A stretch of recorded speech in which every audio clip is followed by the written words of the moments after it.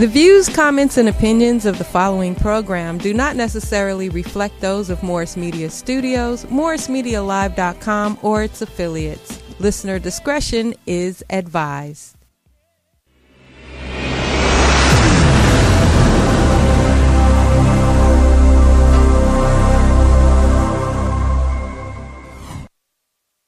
LA, straight up. Let's go out to LA. The new anthem. It California is. Love Part 2. One time. To live in LA. West side, west side, west side. To live and die in LA, where everybody try to fatten their pocket. So many hustle for the cash, so it's hard to knock it.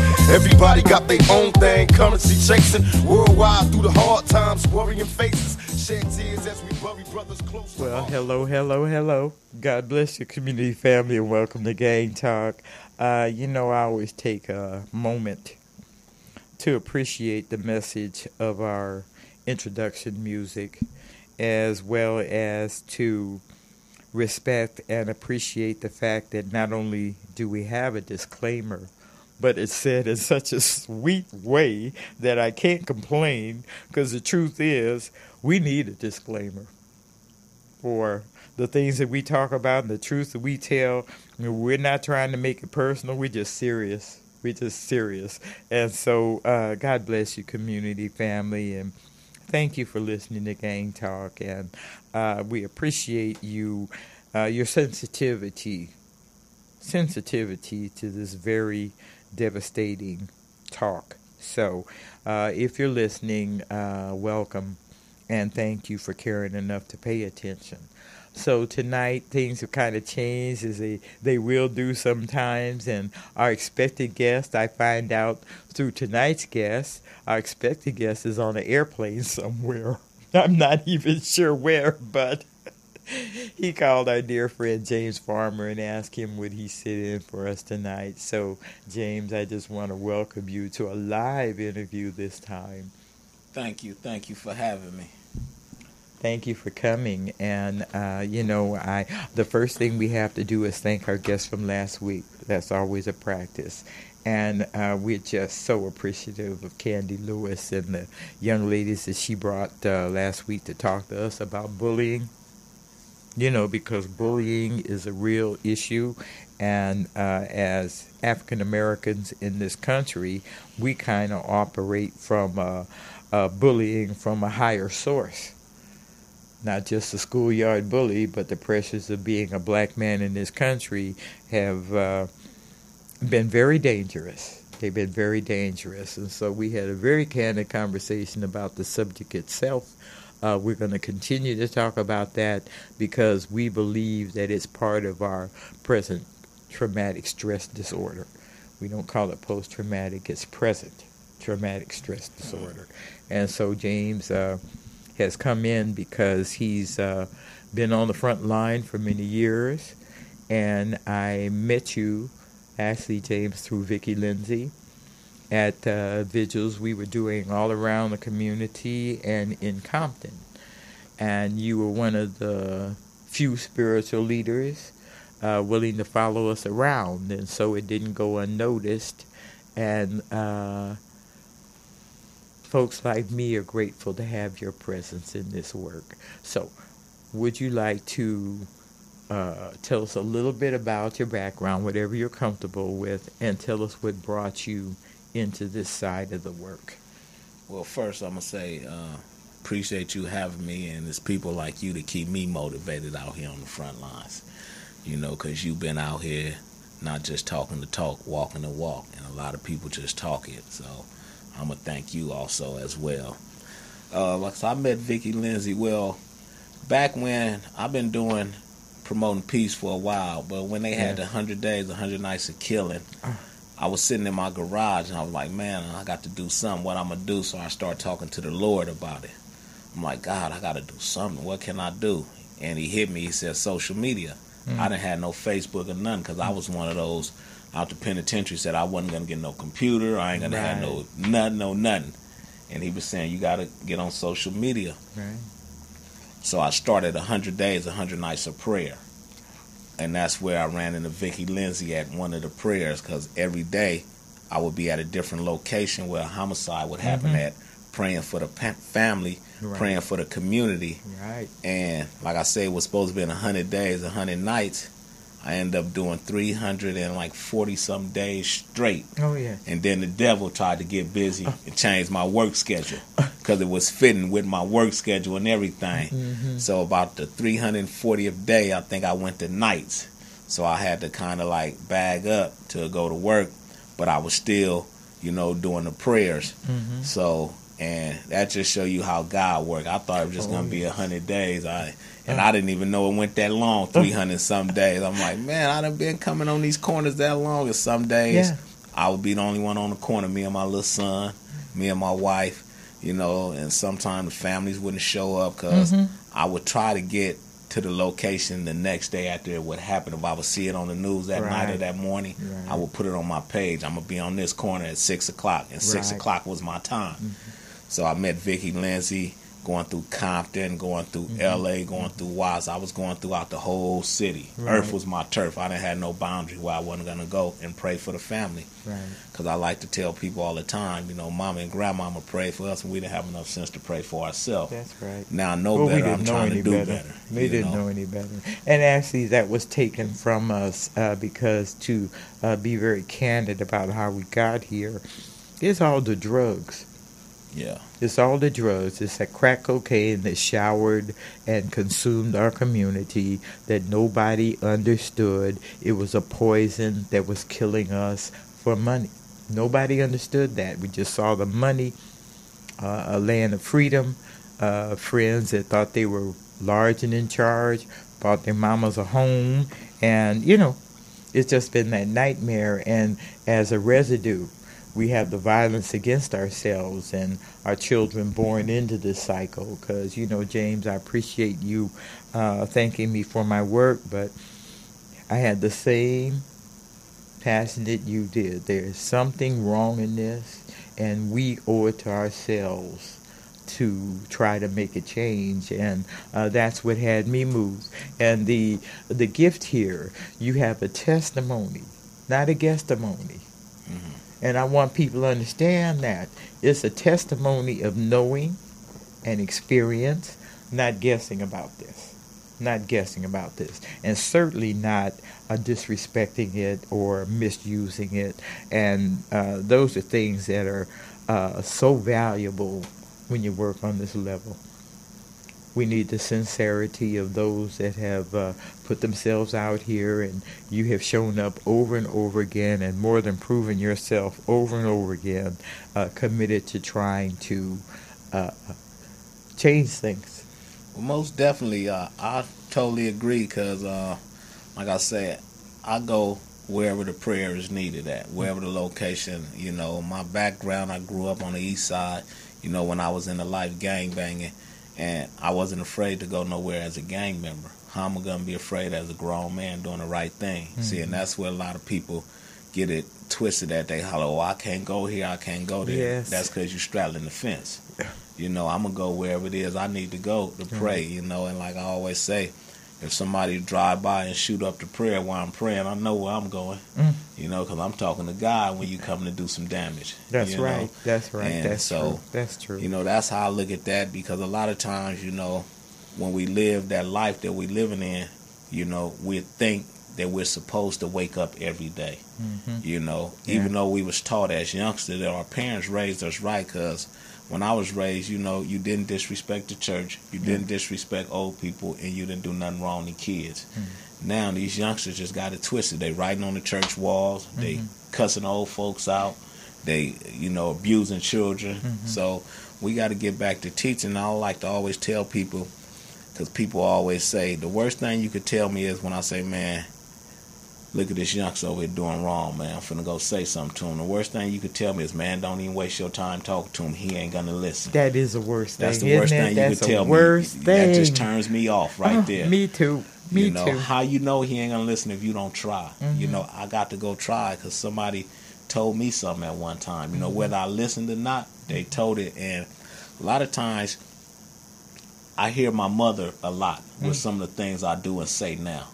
So, you know. I know you do. So, you know, we be listening as youngsters. We act like we ain't, but we do. I know you do. You know, I just have to share with you, because I've had so many of these kind of crazy scenarios. And my husband and I were out one night, which we didn't do a lot of, but off in somebody else's neighborhood when the local kids had a face-to-face in the middle of that area.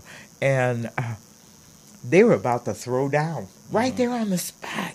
And it just caught us so fast because there were a lot of families and kids around, and they're just having this jaw-jacking face-to-face that's about to go lethal. So my husband grabbed one of them, went one way. I grabbed the other one, went the other way. And I knew I was looking at a killer. I'm sorry, family. I knew I was looking at a killer. So I went into that ultra mama mode. You gonna spill your blood out here? You gonna let the police call your mom and tell you you're dead out here in this strange place way away from your home? Is that what you're gonna do? That boy, and I had a grip on him. That mother's grip. That mother's grip. And bless his heart, he didn't want to hear me. But he knew, and he said, okay, lady, I hear you. Now, will you let me go? You know, I hear you. Will you let me go? I said, I'll let you go if you promise you ain't going to drop your blood out here. I'll let you go now. Okay. That's what it took. That's what it took at that moment. And I'm just grateful that we were there at that moment. To intervene. To intervene right there at that moment. And at the age where they just kind of gave us respect because we was old folks. Mm-hmm. And we had the nerve to grab them. Not old folks, seasoned folks. Seasoned, okay. Hey, I'll take whatever I can get. But grown enough to know that that was an emergency. And it required an emergency response. And I'm just amazed that the Spirit moves that way. That it moved that way. And when I say a testimony, that's what I mean. You have a testimony. You ain't out here guessing about nothing you've been doing. That 100 days, that was a serious time for us. And some people didn't make it through. Yeah, and I met a lot of people over them days that still, my friends on Facebook, they're still, and I, you know, every morning I do a word of the day, inspirational quote on my page. Every morning, like clockwork, I post a word of the day and I put a little saying with it. And you'd be surprised during the course of the day when I might run across somebody and say, man, I just want to thank you, man. So I look forward for that post every day. You know, and that's what it's about, because, you know, we living in times right now when tomorrow ain't promised. Oh, no. You know, and like I say, if you could just save one, you did your job. Yeah. You know, you ain't going to be able to save everybody or help everybody. But like you say, that one that you grabbed and pulled away, what you said to him, what your husband said to the other one. Oh, the one, yes. You know, that's what it was about. We can't turn our head where it don't concern us, because these are our children, man. Yes, this is our future right now, man. If we don't step up and be a part and be about our Father's business, you see who we got in the White House. Oh my God. Oh, you know, and he's causing so much trouble. Oh my God, he's causing so much trouble. And with these knuckleheads that are stupidly following his ignorance, they starting to get the pushback. Okay, that barbecue Becky and that water watching. Before I came up here tonight, the news was on, and I seen that his wife, mother and father finna get their citizenship, but he steady want to deport everybody else. Yeah, he's not the right man for the country. He's only the right man for a very small segment that believes he's their God. And you know, when they talk about making America great, people like us have to ask, well, when was it great? When you kill the original people, their mothers and children, and burn their villages down and took their Central. Well, you know, let's go back to the beginning. They're talking about making America great. Well, we're living on stolen land. We're stolen people living on stolen land. Okay, so what was the great part? It was a great part, and you just said it. Now they're doing this with these kids and stuff, and he's just not the right leader.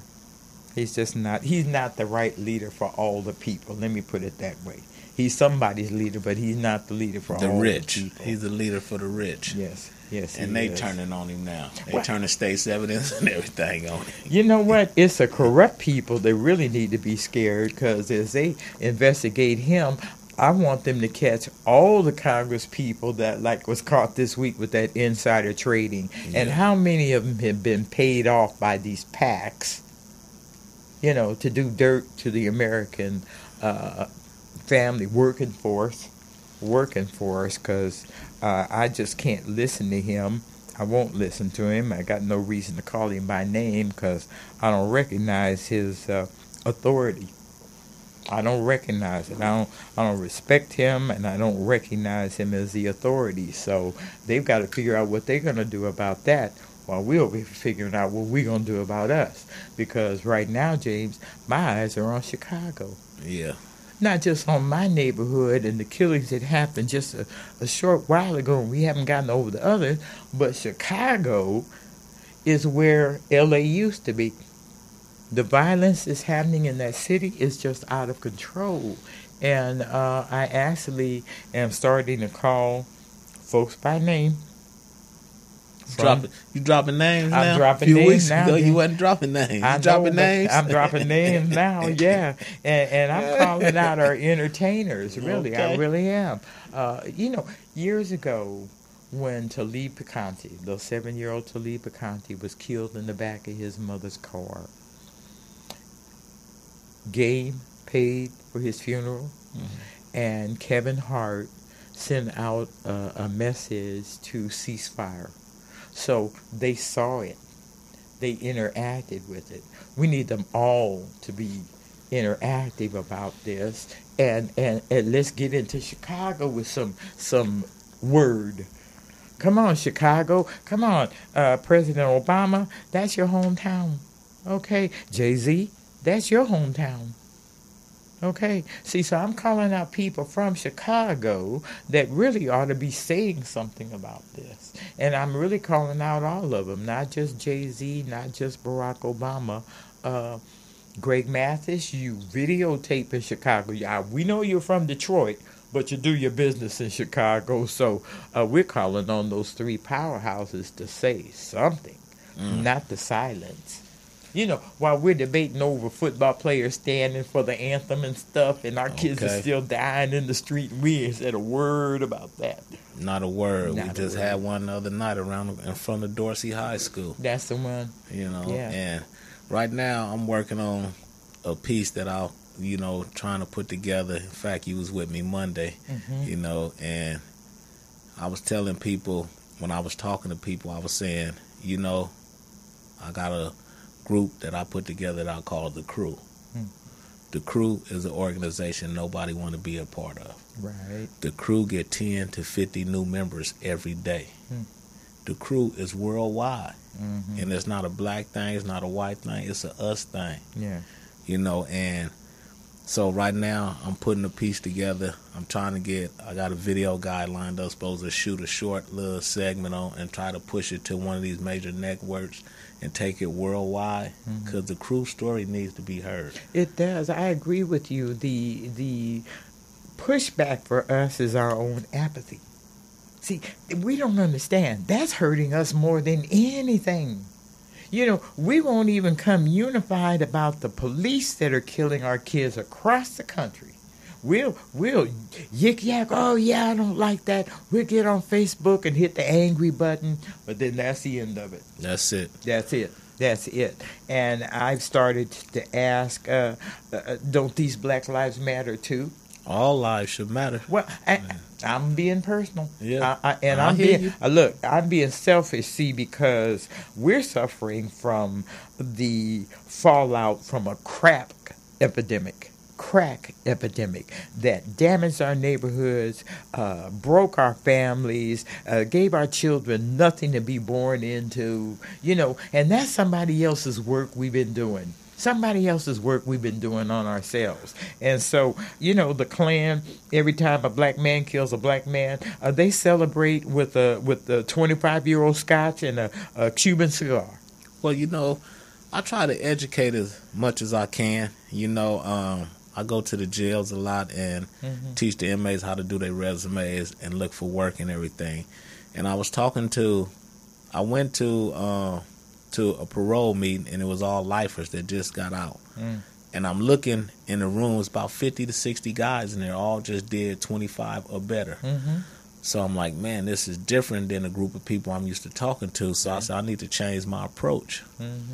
So I said, okay, how many of y'all trying to get a job in construction? 2 people raised their hand. So I said, well, how many of y'all trying to get on SSI? Almost the whole room raised their hand. You know, because they all older. So I'm saying that to say, this. The white man is letting our people out now from 25 to 30 years from doing time because they don't want to pay their medical bills no more. No. And they can't really do no work in there. So they're making room for these youngsters now and giving them 50 and 60 years of life. You know, and I like to tell people, a lot of times people say I go too deep. But we in the second half, you know, it's like a football game. It's 4 quarters. We in the second half. Some of us still at halftime. Some of us in the third quarter. Some is in the fourth quarter, man. And we need to wake up because they locking our young folks up 50, 60, 70 years. You see that story, the 7-year-old I posted that his school put him in handcuffs? Yeah. And I captioned that as, early training for his future. Yeah. In handcuffs at 7 years old. And I'm trying to figure out, what the heck could he have done at his school, elementary school? And it's sad. It is sad. And our apathy just, he was wrong. You know, we're willing to blame that 7-year-old before we blame the adults that mishandle him. That's a part I don't understand. When do we start locking, handcuffing 7-year-olds, family? When do we start holding these police accountable for gunning people down, shooting them 18, 19 times? Look, you know, the last man was one holding that a knife young man to the running. lady, you know. Oh, look, the last 18 one, shots. Yeah, 18 shots to kill him, and 4 of them killed her. So my question about that police-involved shooting, was she expendable? See, because they came on a mission to take him down. That was their mission, and that's where they failed. And now it's coming back to bite them, see, because when it's a mental health scenario, you have to handle that a little differently. And the best psychologists will tell you that to aggravate that, to confront, to be confrontational with them will heighten their condition. Well, I heard it only costs $2 million for a black family to go away after the police kill them. And I heard this. It said, in a police shooting, when they kill a person, a black person mainly, $2 million and it goes away. Because they get a family. I'm going to tell you why they say that. They get a family $2 million in a lawsuit, but they make them sign something that they won't march every year and bring it back up, won't have no visuals and all that. You release them from liability. So they say it costs $2 million of your life to them, to the city. Well, you know, the sad truth is we don't have any proof that they've been paying that. What I have proof of is that Oscar Grant's, the young man killed New Year's Eve up in San Francisco on the BART train by that transit cop. And the cop was found guilty, did almost 2 years in lockup because of that But did killing. he just shoot somebody else Wait few a months minute. ago? I'm not jumping ahead. I'm staying right there with Oscar Grant. The family didn't get a dime out of that wrongful death lawsuit. They didn't get anything. And to talk about the mentally ill issue, which is what happened with the lady caught in the crossfire, what happened to Stephen Eugene Washington in 2007, what happened to Ezell Ford. These are what happened to Grichario Mack in the Crenshaw Mall just this year. This is a training issue. You're not handling this correctly. In the case of the Crenshaw Mall, that was pitiful deployment.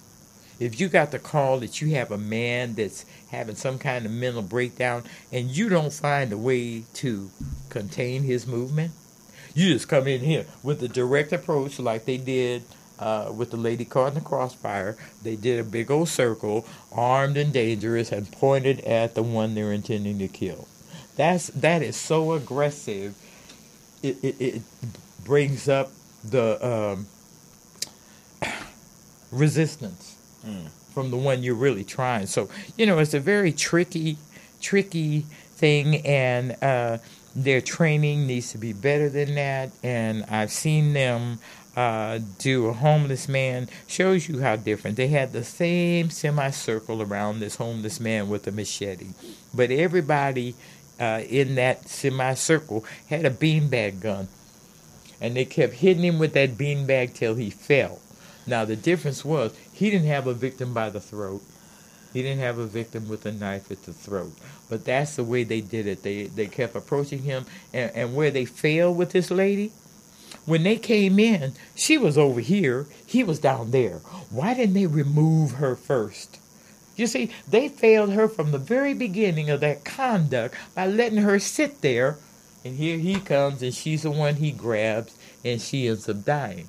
So that's all training. It goes back to the reckless endangerment, as I said. I think it goes to the mindset of the officer.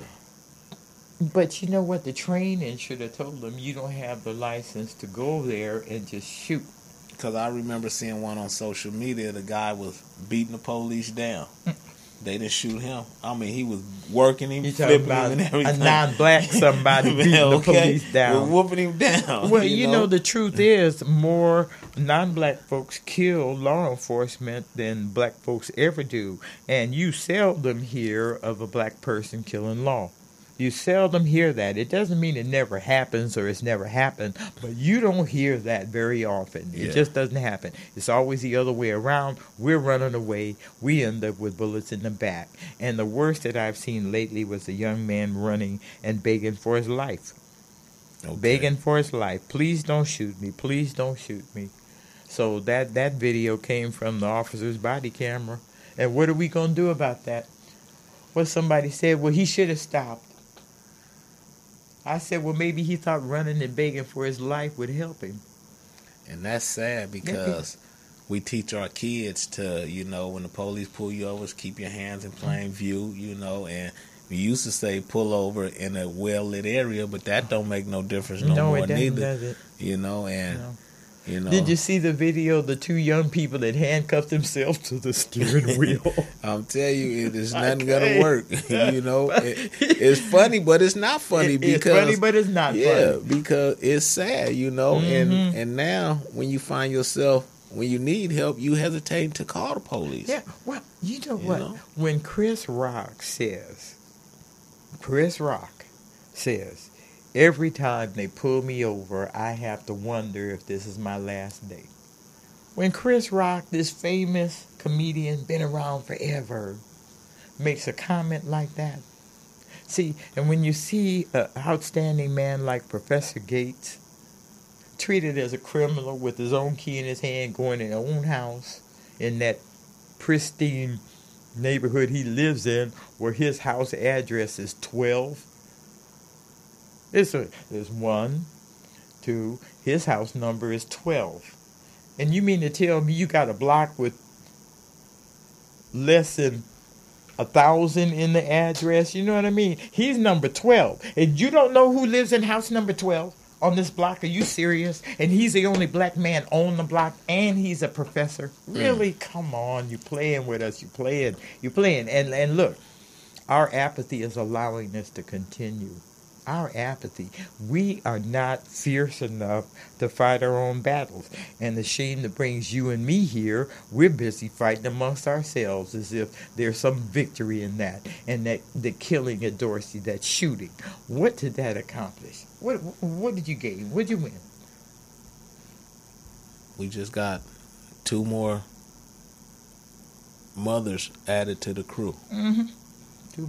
2 more mothers added to the crew. Mm-hmm. And, added with the other 2 mothers that were forced in on 88th and Vermont 2. 4. Wasn't it 4 over there? Oh, 2, 6 were shot, 2 died. Yeah.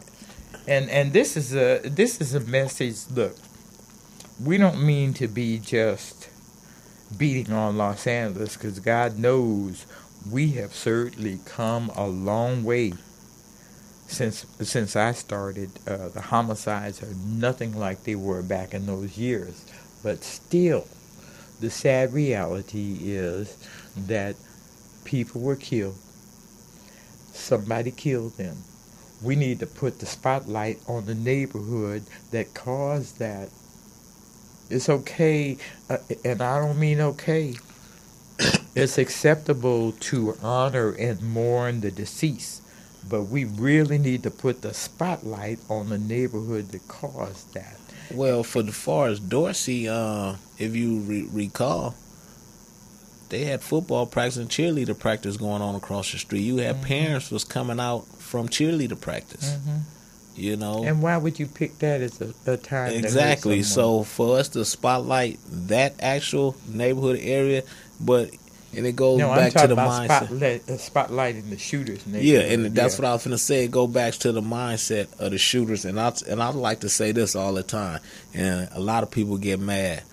I said, you know, we used to call it snitching, you know, but it's doing the right thing, and a lot of these ladies is sleeping with the shooter. Yeah. You know, we're hiding them, and it's gonna be said, if your dude come in the house at night and got to put 15 and 20 more bullets in his gun, you know he just did something. Yes. You know, if he come in the house and got to reload his clip, you know, because he reloading it at the house, you know, but you just going to go to sleep like nothing happened. Oh, babe, how was your day? How was my day? I just reloaded my clip, and it's breaking news on. Well, that's the sad part of the collusion in this, and we've tried to discuss this and get an understanding, because the normal response to that, oh, they should be better parents. Well, these are grown folks, not home with their parents. Okay, they ain't trying. Don't blame it on the parents, boy, because my mama probably listening. She'd be like, I don't know what he do at his house. I don't know what he doing. And look, I'm in a senior building. I didn't give him a gun and tell him to go out and kill nobody. Okay. So I'm not going to take the blame for that knucklehead that made the decision, even if I gave birth to him. And it's got to be addressed, because, like I say, they're coming home. And even if they're in the car with somebody else, you know, they know it. You know, they're just seeing it. They keep their bullets at the house. Exactly. Hey. So that's what I'm saying. You see him come in the house and his gun is empty. You know, I mean, is it me or the light got to come on or something? Man, what you just did? See, if they're reloading their gun in their mother's house, she probably don't know. She don't know he's got a gun. She don't know he's reloading. I doubt if they doing that at the mother's house. The one that's doing it is the girlfriend. Yeah. She knows he's got a gun. She knows he's got bullets there. She probably his getaway driver. She could be. And sometimes, sadly, they have been. Sometimes, the women have just been just as responsible. Not all, but so it's so much we got to attack. It's so much we could cover with the violence going on in our community. Yeah. But like I say, if you're not doing nothing in your community to make it better, don't hate on the ones that's out here trying to do something. Yes. Give them some type of support. Yes. And if you don't do anything but pray, just pray for give us. Some support. If you see them coming through, tell your little homie, man, leave them alone. Let them come through and do what they're gonna do. Yeah. Because at some point,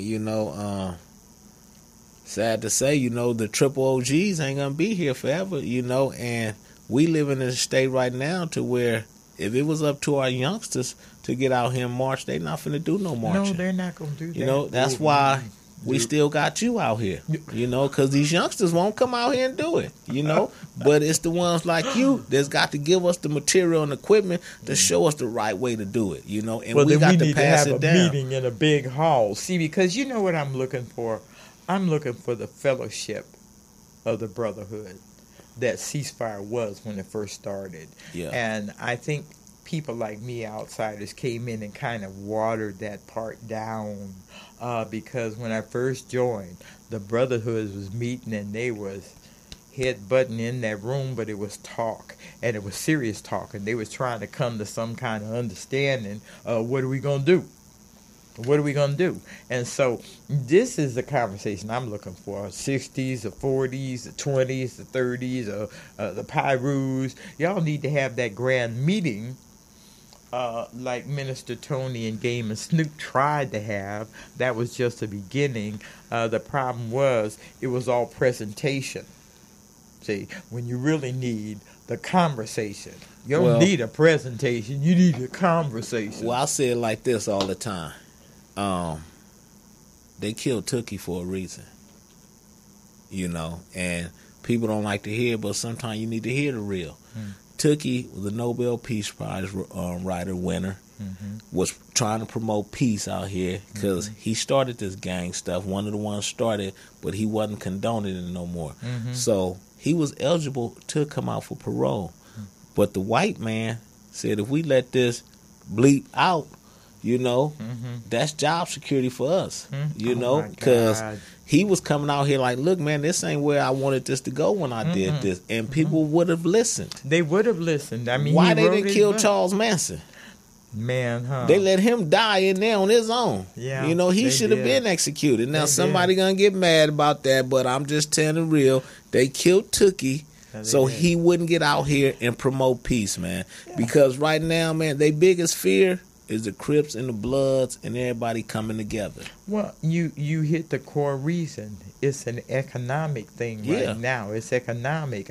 You can't make prison profits with empty cells. Yeah, that's their biggest fear, us coming together, unifying in peace.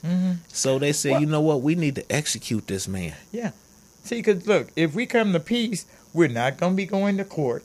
Exactly. We sure ain't going to lock up. Because we ain't going to go rob no dang 7-Eleven and say, hi, Mom, in the security camera. We got to break the chains. We got to get smart. We got to break the chains. We got to send our kids to college, not to prison. Yes. You know? Even if they go to trade school, you ain't got to have a master's degree. You just need to not die. We got to give them a job, not a gun. You know, it's so, and it's sad because our black children could go find a gun quicker than he could find a job. Oh, you know, that's the amazing thing when they talk about that gun, we want gun reform and all that. They're talking about those automatic weapons. But they just released on 3D. How you can make it on 3D? Isn't that a mess? But look. All the murders that happen that you and I cover are handguns. They're handguns, and ain't none of them registered. Like Vegas. But we still got ain't nothing like ton Vegas, of them. huh? Well, that's their business, and truthfully, that guy was under the cover of a gun show. Supposedly, he was bringing all that arsenal to a gun show. Well, Vegas, you open yourself up to have gun shows, and people like in my past and history used to go to those gun shows and load up and drive back to L.A. They did the same thing in Arizona. Go to a gun show, load that up, and come back to L.A. And the funny thing about them making those trips, by the time they got back to L.A., it was already flooded with guns. They couldn't get enough guns in our neighborhood. Free, you know, I talked to Skip. Skip said, yeah, you have to meet the guy that used to roll up and pop the trunk. Pop the trunk. But that's the way it used to be. And then he talked about how they was coming in on the train. And that's one of the biggest questions Chicago this level has asked. You know, we have a lot of strict gun laws, but why do we have all these weapons in this city? Well, have they found the guns that got stole out the old Compton police station yet? Nope. They found them yet? Those either. Okay. Nope. I mean, we can cover a lot of stuff, you know. Well, see, when they talking about gun control, they're not talking about us. They're not talking about us. Because recently, I challenged somebody about that. Yeah, you want to go after these gun laws for these paramilitary weapons, but it's the handguns that are doing the damage in my neighborhood, and unregistered handguns. Where are they coming from? You gonna look into that? And it was just silence. I got silence. Yeah, like, that's a good question, but. And I recall one of the recent murders. They said the gun was a stolen gun, was a police gun that had got stolen. You know, when they did the ballistic, they say the gun that was used was reported stolen by an officer. An officer. You know, isn't that a mess? So you know, it's all realistic, man, and it's sad because we could do this show every week and we could cover a million things. But if our listeners are just sitting on the couch, not getting out there doing nothing about it, if it is nothing but participating, because everybody's not a leader, you know. And you know what, James? We don't need them to lead. We don't need them to participate. We just need them to be in agreement. that our kids dying this way is a sin against the African American nation in this country. It's a dirty, rotten sin and a shame that after everything we've been through, from the slave ship to the whip, to the hanging tree, to the torch, to the tar and feathering, that now we're killing ourselves. Oh, thank you very much. Like I said, every time a black man kills another black man, the Klan drinks some 25-year-old scotch and fires up a Cuban cigar. Okay? They put the notch in their gun. Another one gone. Another one gone. Thank you, colored people. Thank you for doing our job. When they used to ride around our neighborhood just to drag men like you out, hang you from the tree, and then burn the house down. This is what they used to do. Now we're doing this to ourselves. We're doing this to ourselves. And we're tearing the house up, too, as well, because, there's no more men in the house. Yeah. The mans is too busy out there trying to be with everybody they could be with instead of raising their child, showing their son the right way to be a man. Look how he's been damaged by this. Look how he's been damaged. See, because his dad either died from drugs or died in prison. Or in prison got still. Got caught up. Then he's born. He's caught up. He's got a child that was born into it. So who taught him, who taught the baby child what to do as a black man? And when he's had these role models from his grandfather, his dad caught up, you see, it's been a cycle that's just been accepted. Well, that's why I thank the mothers so much. Yeah. Because the mothers has been there for so long and still there. When a man is absent, the mother is still there. Yeah. Now, she can't show a boy how to be a man, but she could do the best thing that she can. And a mother's love is the closest thing that he's going to get to God. Yeah. Because she's going to love him unconditionally. Yes. So, that's why I do so much for the mothers, because that's my way of saying thank you to them. Because, y'all truly are a blessing. Well, you know what? To us. I just want to interject this because James and I went to a strange kind of scenario, but he was responsible for bringing the mothers to this.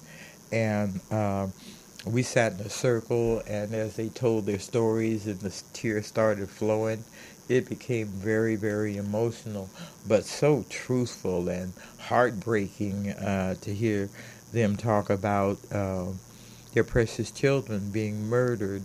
And the gift of all that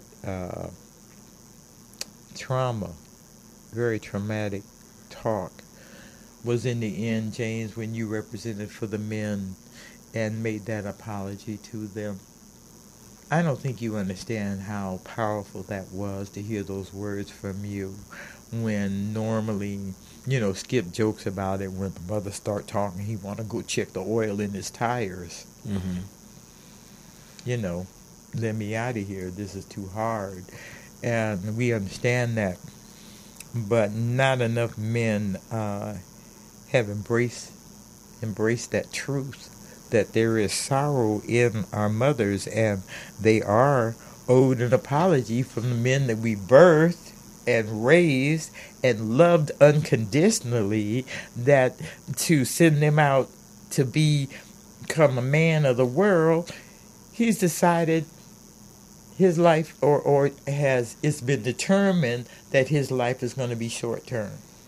Okay, because for so many years, so many young men told me they never expected to see their 25th birthday. And last year we had a young man that actually reached his 40th birthday that told us how important that was for him. And sitting right here on this stage, the emotion started showing up, that he had actually survived long enough to reach his 40th birthday. And that was so powerful to hear that truth. And this is how we're going to heal, if we admit. Monday was powerful. Yes. Because it was powerful for a lot of reasons. And if you remember, all the mothers' sons was murdered. Then the one lady said her daughter was murdered. So it's not just We losing our black men, Mm-hmm. you know. They out here just killing to be killing. Yeah. You know, and when the lady say her daughter was shot in the face, you Yeah. know, Yeah. at the gas station. Yeah.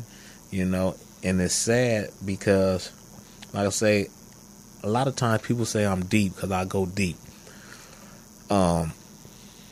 A 20-year-old get killed.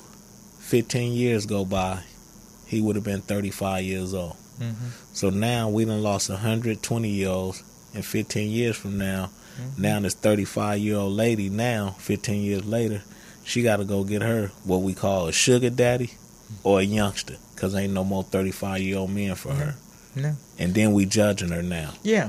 But we done wiped out the race 15 years ago. Mm-hmm. So when she 35 now, there's nobody there her There's age for her nobody there. to go to. Yeah.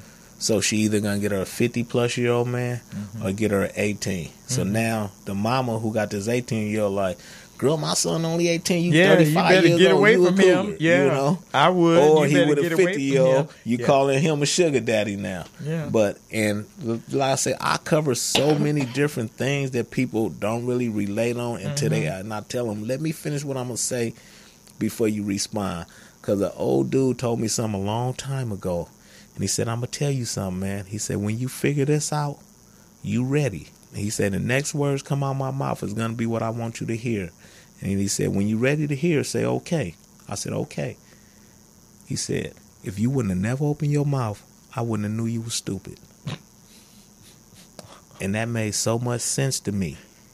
You know, that made so much sense to me. And when I look at people now and I tell them stuff like that, I say, look, I'm going to tell you something. Don't answer, don't reply. Just go home and chew on it for a minute, man. Mm-hmm. If you wouldn't have never opened your mouth, I wouldn't have knew you was stupid. And then some people answer right away, you calling me stupid. Then Well, I tell that's you, when the fight starts. Then Come I on, tell you you, call me don't say stupid, nothing, like chew fight. on it. Right. But it's not calling you stupid. Yeah. It's letting you know God give you one mouth and two ears for a reason. Right. So you can listen more than you can You have talk. to end that. You have to You end know? that with that. You got two ears Yeah. and one mouth. One mouth for a reason. Yeah, you man. got to finish that part of the scenario. Otherwise, you just calling them stupid. No, you know, but- you know how we are Yeah, about this. And but okay, he don't meant step what he on my meant. clean white shoes. Yeah. Don't talk about my mama, and don't diss me. So And he said, sometimes you don't got to always be in a conversation. Just sit back and listen. If three people having a conversation, if you can't really elaborate on what they saying, just listen and nod your head like you know. Because if we talk about some serious, some violence, then all of a sudden the dude over here say, yeah, man, I'm about to go put in some work. oh no, We gonna just look at him like, we've been talking for an hour about peace and you hollering finna go. So in some if he work. wouldn't have never opened his mouth, we wouldn't have knew he was stupid. You know? So, Do you know I actually had a conversation with one of my neighbors years ago that was just like that. We talking over the fence, and I'm talking about the peace movement. And that was some old triple OG stuff, talking over the fence. okay, it was triple OG. And, Talking over the fence. Oh my God, he was a triple OG at the time, and you know that's the last thing he said. Well, I got to go talk to the homies about putting in some work. And I looked at him like, He on a walker and a cane. oh.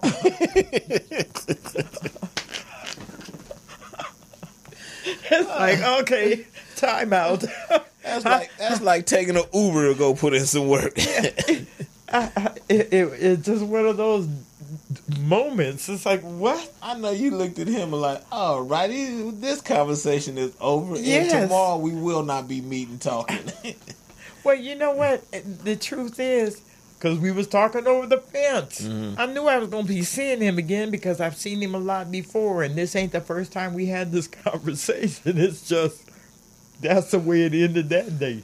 I got to go tell the young G's about putting in some work.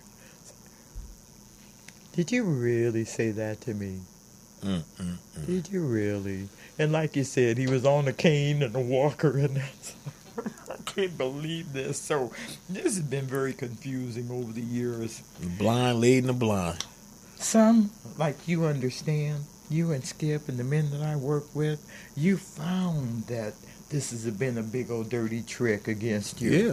Okay, made you a walking target on Yeah. so many levels, and you have that understanding. What's so sad is trying to communicate it with the ones that need to hear it, to know that they've been tricked. They've been tricked into a war of annihilation against their own people. Tricked. Well, my experience from talking to a lot of the youth is a lot of them want out. They just don't know how to get out. You know, a lot of them, and I tell people all the time, if you witnessing and ministering to people, you don't want to do it in a group because you're going to have some negativity. Yeah. You do some one-on-one. If you got 5 people, you talk to them all one-on-one, I guarantee 4 out that 5 are going to say, man, I want out. I want something better. Yeah. You might have that one fool that say, oh, man, I'm a bang for life. Yeah. You know? Well, he's the one that keeps the other 4. Exactly.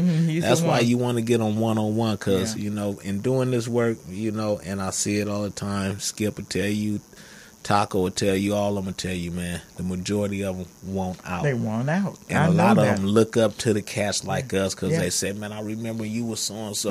And I hear it all the time, man, if you could change, I know I could change. I know I can, yeah. You know, so a lot of them want out. You know, they just got to have an avenue to get them out and show them something different because with the type of work I do as far as finding the people the jobs, that's one of the most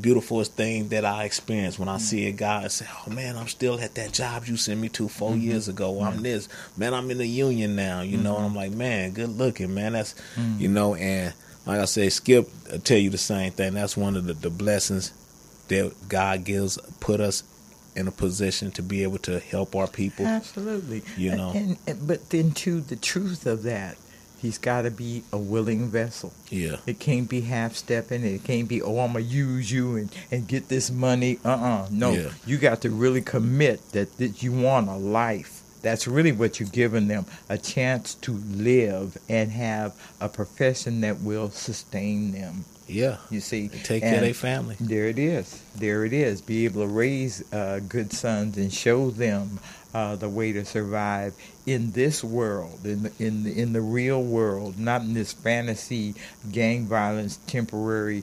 drug-fueled nightmare. You know, well, God put the right people in the right places. You know, like I say, He got the ones that's doing the things that we're doing, and you know, I'm humbled to be working with the brothers that I work with, the Rare Breeds, the Skips, the Tacos, you know, the Sister Herrons, you know. God knew that it's you guys that can reach them. Yeah, but you see, it I'm can't be humbled to be somebody with them from guys. another city, unfamiliar, ain't been in the dirt, ain't been in the hurt. Yeah. Okay, they cannot come in and tell these young people nothing. They need to hear it from somebody. Like I said, yeah, it's a testimony, and not it's a a blessing. testimony. It's a true. And I'm all of them. The Leon Galettes, all of them will say the same thing. Seeing a cat that you done helped put a job in 4 or 5 years later, he's still working, doing good. That's the payment for us. You know, I tell them all, man, you don't owe me nothing out your check. All you do, when you able to help a youngster, make sure you help him. Pay it forward. You know, that's why they say the good man always finish last, because every time he picking somebody up, he's supposed to pick them up and push them forward. Yeah. You don't just pick them up and leave them there. You're supposed to give them that notch ahead of you. Right. You know, so that's the way I live. Well, the rebuilding from this nightmare looks like you, talks like you, walks like you. You're the rebuilder. Really, I'm just a vessel that God is using. But you're the bridge that the kids haven't seen. See, this is the essence of who the black man has always been to us. He's been the bridge builder. The woman, mother, has been the one to hold it all up, make sure he can stay on that bridge, not only build it and get on it, but get across it and survive. So we've been the support, but you've been the lead, you've been the protector. Yeah, because my supporter showed my wife, she showed, you know, and behind, I tell people all the time, man, I ain't perfect, but thank God I ain't who I used to be. That's and it. I tell people all the time, you know, behind every good man is even better woman, you know. So, you know, my wife is my rock, my backbone, you know. You know, she always tell me, you going to another meeting, I got to go. Well, you know what? That's the role black women have played since slavery. We've always been your best support. And through the dark years when they were dragging you out the house and hanging you on the tree in the front lawn. Yeah. And it's funny, and too. She's had to pick up the kids and go to the neighbor's house. It's done the same thing. And between the two mothers, had to circle these kids until the men of the deacons for Defense would come through and say, hey, sisters, we got you. We're going to protect you. We're going to keep them cross burners out of this neighborhood by any means necessary. So what you are is the untitled Deacon for Defense in 2018. Only we're working an internal thing. And when I told her, I said, I got to go cover my partner for the radio show, he had to leave. She like, I thought you didn't have nothing to do tonight. I said, well, you know my schedule, but I said I got to go. Cause, Murder don't care about your schedule, does it? Man, okay. No. It don't take a break or a time off. And when we get the call, and like I said, I've been finding myself doing a lot of kind of like visuals and eulogies lately. This is what God called me to do. Yeah. The visuals, the eulogies, the helping the youth. The pastors, they could have the church in the pulpit. I'm going to get the alleys in the streets. Where Jesus worked? Yeah. Oh, okay. I'm going to get the Let's alleys just clarify in the that streets. little part. They Okay, can have the church don't in the overlook pulpits. that. He didn't work in Give the me the sanctuary. alleys in the streets. Hey. So that's where I'm most effective at in my community Well, on the that's front where line. he did his work. Yeah. Okay, ain't no shame in that. And that's where the real work is. And, I'm not trying to bash on our churches, but what's the point of saving a soul that's already saved and you got somebody lost on your doorstep? Okay? So let's just be real about that. That's another conversation. It is, isn't it? Well, they get mad at us, but that's another conversation because, like my pastor always, I tell my pastor, I come to church to fill my tank up so I could go out to the community. And, because everybody in the church saved already, or so they say. Yeah. So what good is it for me to go to church to get the word, then just go home and sit on it till next week? Sit on it, yeah. I got to go out into the community, so that's me, Isaiah 6:8. Okay. If you read Isaiah 6:8, you'll get a good understanding of it. So for everybody that's listening on Gang Talk Nation, open your Bibles to Isaiah 6:8 and ask God for knowledge, wisdom, and understanding before you read it. And that's what I live my life by, Isaiah 6:8. Okay. All right. That's good words from the brotherhood and the fellowship, because this kind of conversation we need to hear from our men, our women. I read all the posts where black men I really respect are always complaining about the women. We ain't this, we ain't that, we ain't this, that, and the other. But at the same time, they're pointing the finger at our dysfunction. They're missing the three pointing back at them. You can point the finger at her all day long you want to, but notice the three fingers of contributing to our dysfunction, pointing back your way. Well, I'm going to say something that might hurt some people. Go ahead. A good woman will follow you if you're doing the right thing. If you ain't doing the right thing, you can't expect her to follow you. If you getting up, going to work every day, taking care of home, doing what you're supposed to do, she gonna follow you. If you just getting up, going to hang in the hood, drinking and getting high and ain't doing nothing, you can't be mad because ain't no dinner on the table when you come home. But they're not really talking about her. They're talking about that chick that's the party girl, the turn it up, the twerking, and what's wrong with her. And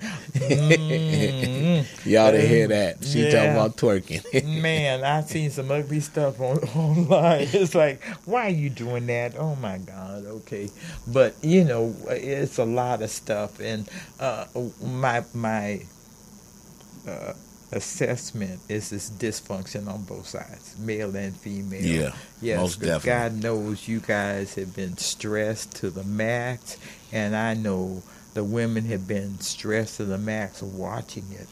Well, you know what? I'm going to say it's easy for the man to walk away. It's not easy for the woman to just walk up and leave her kids. See, a man, when he get tired, he say, I'm out of here. I ain't got to take this. But then he ain't a real man. See, and that's why I say it's easy for the man. It takes a real man to stay at home and deal with it head on. Well, let me suggest this is very sarcastic but serious question. Brother, if you don't want to have any babies, get yourself snipped. Because they will do that, and then you don't have to worry about it anymore. Well, yeah, I know. Well, I'm going to give you my old way of thinking when I was on the yard. Snip, I might run into a Beyonce or something that might want to pay me to have a baby. If I'm Snip, I know. Nothing. Brothers tell me all kinds of stuff. And that was my old way of thinking. I ain't going to repeat all that stuff, but, you know.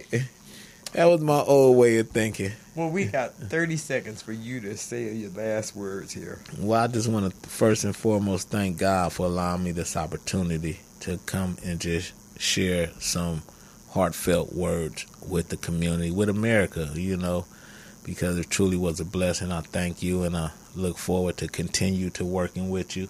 Like I say, you are one of the pillars of this community, one of the mentors that we do look up to and we ask for advice from, because you have been there. So I want to thank you for allowing me to be here on Gang Talk Nation. Well, I want to thank you for coming, James, and even more important, I want to thank you for being there.